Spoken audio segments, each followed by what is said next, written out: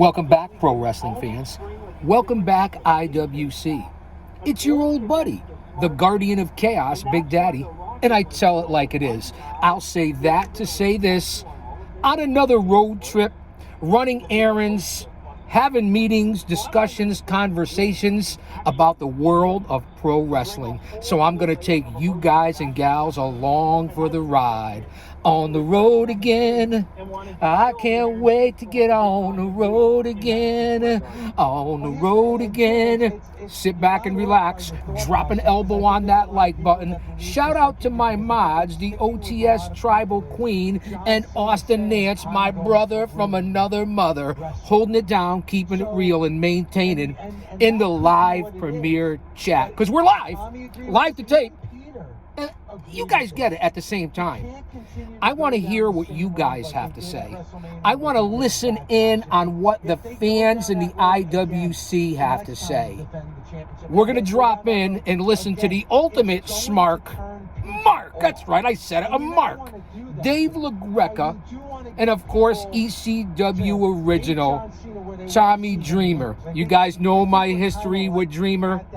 I've managed a couple of guys from my stable against Dreamer in the past. And yeah, he caned my ass. It literally caned my ass. I won't forget it, Dreamer. But I respect you anyway. So we're going to listen in. I'm going to get in and out of the stinking Lincoln. And I want you guys to leave your thoughts in the chat or on the replay. Share this out, subscribe, and let's listen to what the wrestling world has to say, whether it be about John Cena, Randy Orton, Cody Rhodes, The Rock, Roman Reigns, Jacob Fatu, AEW, the WWE. Does it really matter? Dynamite is tonight, and I will be reporting live. So follow me here on Guardian of Chaos, the YouTube channel for Chaos Corner. Go over to the community section, the post section, and you'll see that I report live for Raw, SmackDown, Dynamite, and even Collision once in a while. Also, follow me over on X, aka Twitter, at Big Daddy GOC. And the GOC stands for the Guardian of Chaos. So let's listen in. You guys know the routine when we're on the road. Much love and respect. This is a stress reliever for me, a much needed distraction. Continued prayers for my family and I'll do the same for you. We're going through a lot. All of us are going through hard times right now. If he's for us, no one else can be against us. Shout out to our Lord and Savior Jesus Christ, because he makes everything possible. And with that being said, listen up, listen in. You guys know my connection. You know why you're here, so you're better off when you walk out of here than when you fucking walked in here. And I apologize for the cussing. So sit back and relax.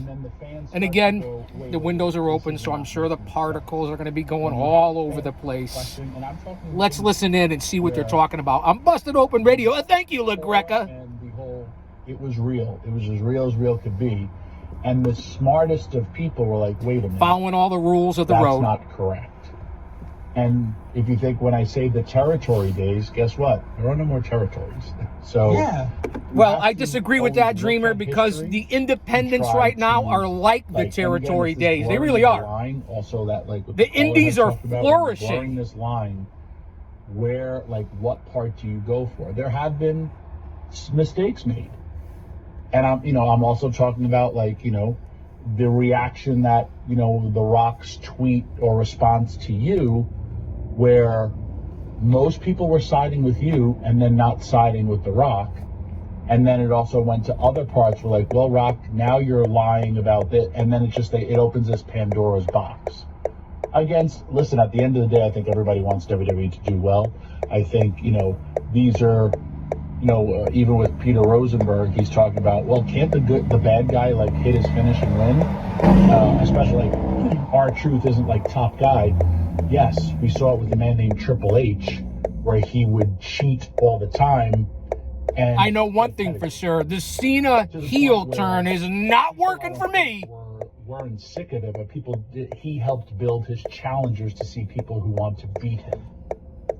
I'm literally gonna, I want to go back and watch old Ric Flair matches, because I'm like, it happened with Rick, though. It's a great, because you brought that up before, Tom. It happened with Rick, where it's like, every match ended with the Four Horsemen interfering, where people are like, why am I going to watch Ric Flair defend his championship? Because the Four Horsemen are just going to come out at the end, and it's going to be a disqualification. He's going to retain his championship. Like, that's why I think Peter said, like, hey, if the next time we see John Cena defend this championship, it's against R-Truth, it's okay to have R-Truth just lose clean.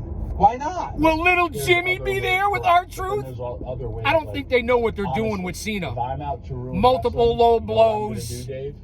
Headshots with the title. But what are we doing here? Are you running out of storylines with Cena already? False finishes. I don't know. I'm gonna leave. And I'm gonna Not take happy. the count out. Or I'm gonna get disqualified, and you will be so mad. And what will happen But tonight my in the goal is steel to cage ruin match? wrestling, and if Samoa it's that Joe setup of who's gonna be the and person Moxley, that saves a.k.a. it, I don't know, what do they call him? because Dick the Boozer? if you leave I don't everybody know. with a bad taste in your mouth, then it's like, oh crap, maybe we had it better when we did have Cody.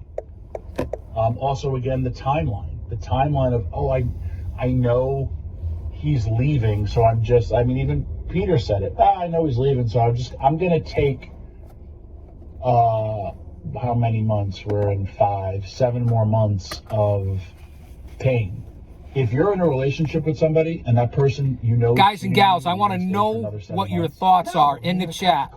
Leave a comment. Email me, inbox me. I got to step out for a few minutes. I will be back. Continue to listen. Listen to what they're saying here on Fight Nation.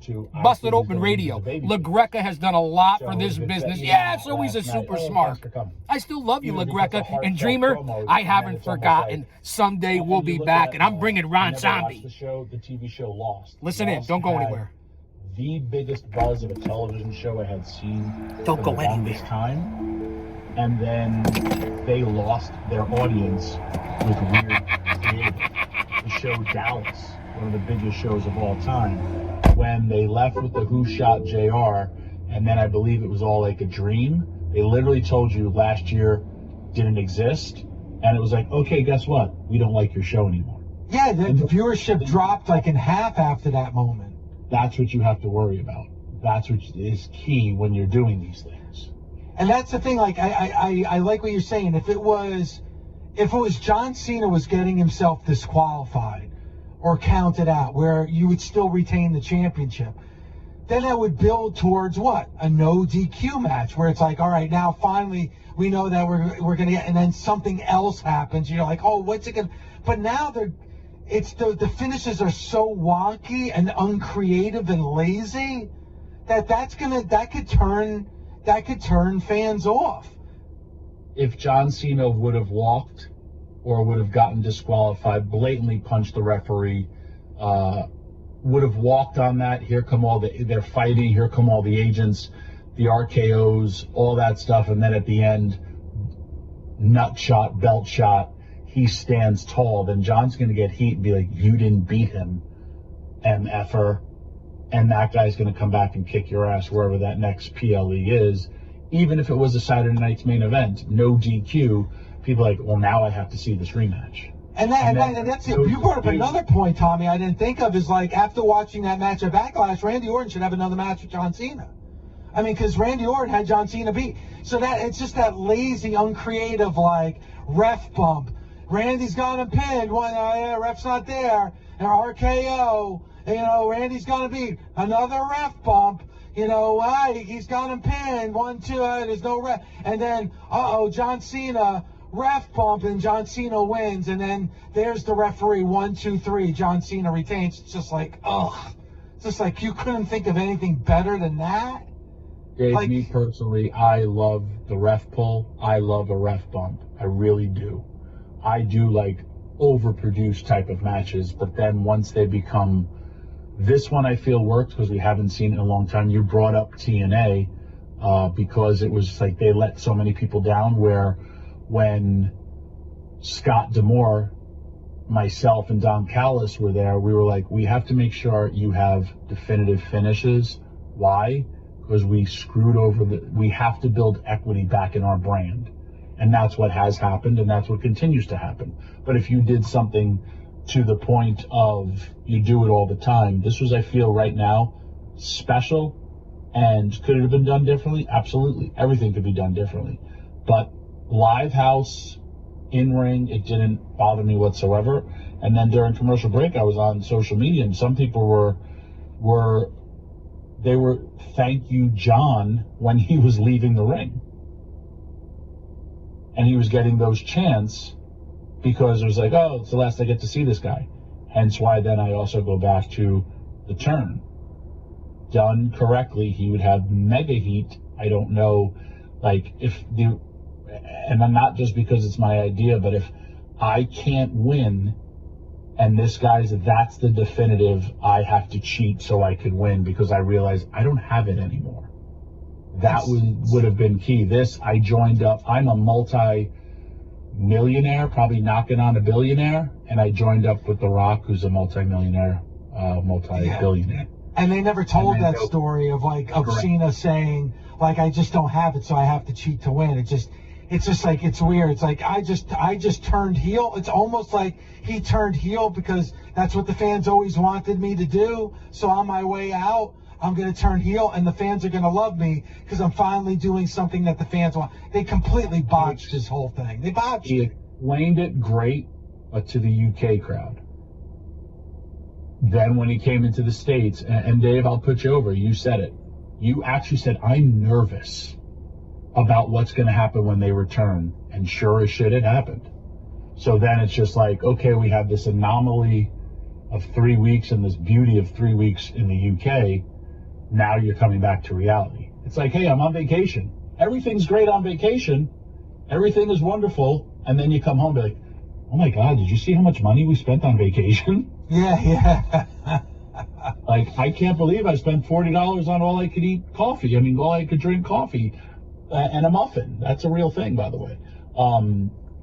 But I do trust this process, and you got to look long term. And it's like, here is this end date. What do I do to get there? Could have things been done differently? Woulda, coulda, shoulda. That's not for us to decide. We are dealing with the here and the now. And Backlash did not bother me like it did you. But even like me, you, and Bully literally watched the Cena turn. And I watched, and I'm like, how do these guys not see that half of this audience is cheering this and the other half is booing it? And you two are like, they're all booing. And I'm like, are you kidding me? We watched the same footage. But that's the beauty of what we do here, right? Well, listen, once we get to December and the end of the year, we might be looking at this completely different. I know there's a lot of callers we'll try to get to before we say goodbye, but I do want to bring up NXT before yes. Richard Holiday joins us. And the one name I want to talk about is Miles Bourne. Big win for Miles Bourne last night, and I just want to get your thoughts on Miles and the thought of Miles going in and coming out of the episode of NXT last night. I think the most important thing about Miles Bourne last night was he pulled himself away from the pack in the sense of, I'm not this Randy Orton clone, I'm Miles Bourne. Addressing, and he was so open and honest with his fans. I've been a big fan, a big supporter, because I got to work with him in early TNA NXT integrations. And I saw this stud athlete, but I saw somebody who really, really wanted it. Just like his other partner, Tavion Heights, where I feel he could be a breakout star. Just like Charlie Dempsey. They're all like together in this group, but you have 3 breakout stars where you just kind of see where they fit in. But Miles Bourne separated himself as a pack from the pack as a draw. And what the responsibility, Dave, we say this all the time, you don't know how your life reflects others. Dave, you and I have been privileged to tell us, people come up to us and they say, man, I listened to the show, it has gotten me through this. Is that Miles Bourne literally said, hey, I have, we don't really talk about it, I have a disability. I can't hear. It affects my speech. It affects all these things. But I know the responsibility to give hope to people who are going through that same thing. I thought his promo was beautiful from the heart, and it was great. And then I know it worked because when Ethan Page interrupted, when the fans started chanting, he can't hear you, I was just like, yes, that's a shirt. Just like John Cena can't see you or you can't see me, that's a shirt for him. In the ring, he's got it all. Also winning with a drop kick, which quite impressive. I don't know if that's the finisher that I would continue with, because a great drop kick has to be taken great, and not everyone is going to take such a great where it's almost like, hey, I got to get it. I would almost have loved his power slam, which would then set it up differently than Randy Orton, because Randy doesn't ever win with the power slam if this kid did. Anyway, set him up for greatness. Him and Oba is going to be a really, really good match. When I keep on saying, where are all my heels or my star heels, it's another babyface going up against Oba Femi, where I feel the fans might choose Miles over Oba. And then we get to, did we just lose Oba as a babyface?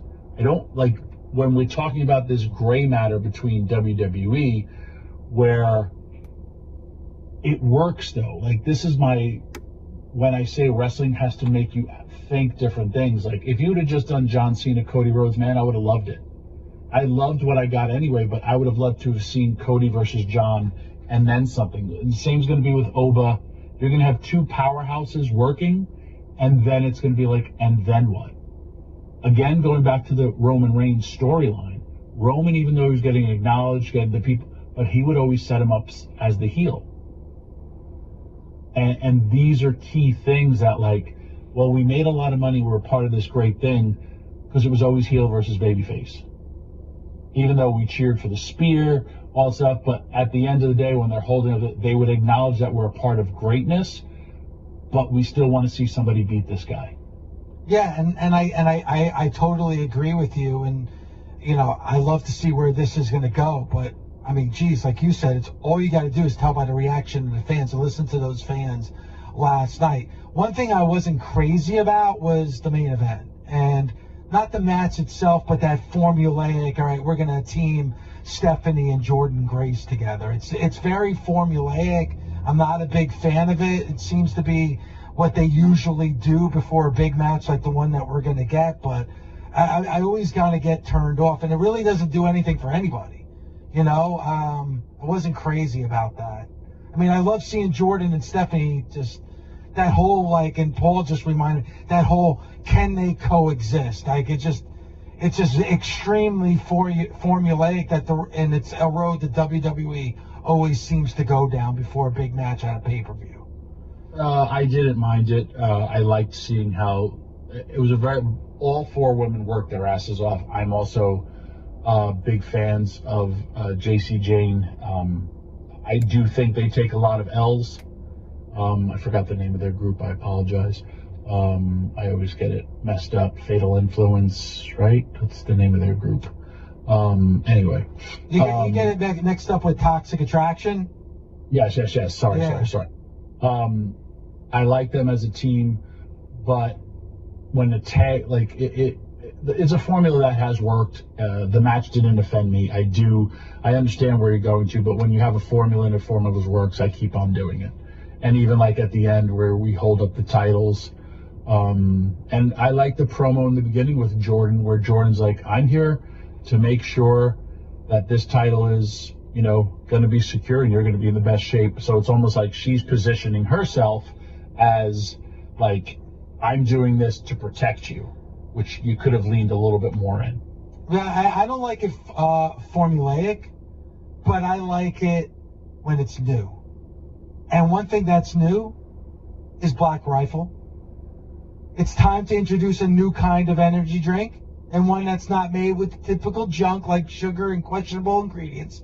Introducing Black Rifle Energy, packed with 200 milligrams of naturally sourced caffeine, 0 sugar, and the same American spirit that won 2 world wars, landed on the moon, and had Cody Rhodes beat Roman Reigns at WrestleMania 40.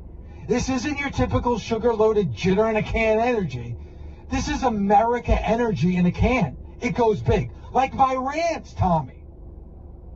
Maybe my rants are fueled by Black Rifle Energy? I don't know. Sounds like big money to me. It doesn't quit.